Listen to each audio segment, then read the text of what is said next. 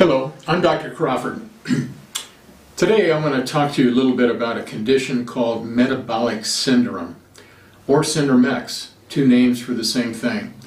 And the reason I'm going to talk about it is it explains so much about the ills that people are faced with today, the epidemics that are going on today are explained in a large part by the metabolic syndrome.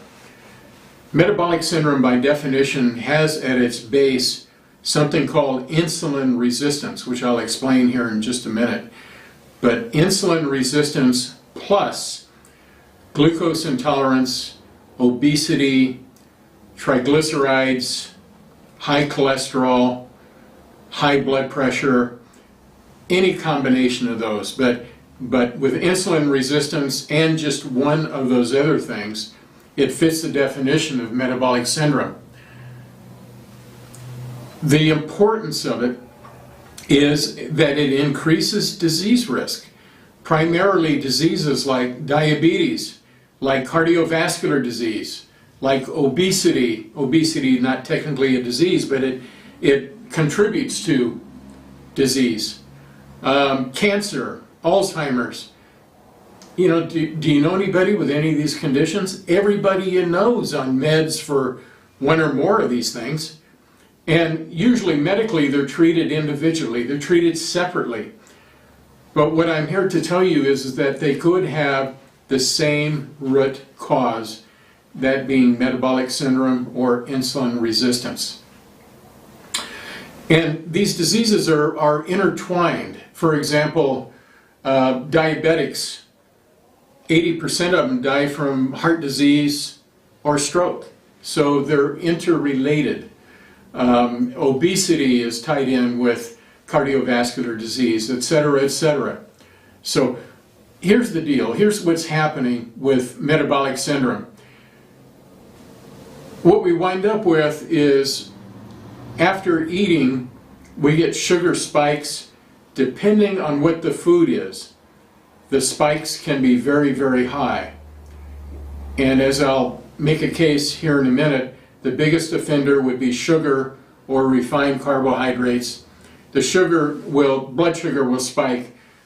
The pancreas will secrete a hormone called insulin in order to bring that sugar back down into safe levels. But over time, if this happens day in and day out, over time, what will happen is that the cells will become what's called resistant. They get wore out, and they will no longer be able to accept that insulin, which is carrying the glucose inside the cell to be used for energy. So after a while, the cells reject it. Now what happens to all that excess insulin that can't get inside the cell? It gets stored as fat. So one of the telltale signs of metabolic syndrome is obesity. Chances are somebody's obese, they've got it.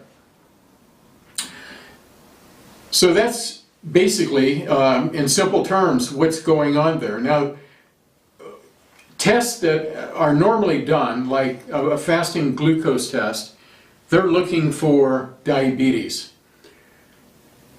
126 is the magic number. Below that, you don't have it. 126, you have diabetes. Now, obviously, if somebody's at 115, 120, they're headed in the wrong direction. And it would be a good idea to intervene to keep it from going any higher. But I've seen those tests, and I've seen people told that it's within normal range. But here's the deal. You can have high insulin and still have normal blood sugar, because insulin is keeping the number within the normal range.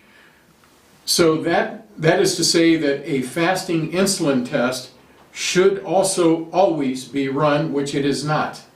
But that will give a tip-off from a prevention standpoint if you're headed in the wrong direction. So you can be insulin resistant, have high insulin, and still have normal glucose on a fasting blood test.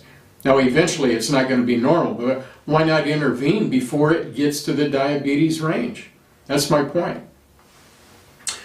Some of these other tests, cholesterol, I've never seen a direct correlation between high cholesterol, unless it's extremely high, and cardiovascular disease. But there is a correlation between high triglycerides. There's also a correlation between LDL, oxidized LDL cholesterol, and cardiovascular disease. Okay. So if blood sugar is the problem, that means that foods can be at the cause and foods can be at the cure. So it only stands to reason that we need to keep the sugar down. And by the way, the implication of saturated fats as being the major culprit just came out recently. It was orchestrated by the sugar industry, okay, to keep the attention off of sugar. It was a distraction. But sugar can be at the cause. So that needs to be eliminated or greatly reduced. All refined foods. And it really isn't rocket science. We need to get back to natural foods, stay away from the processed foods. And by the way, one of the worst processed foods is processed deli meats. People that eat a lot of that get diabetes at double the rate of the rest of the population.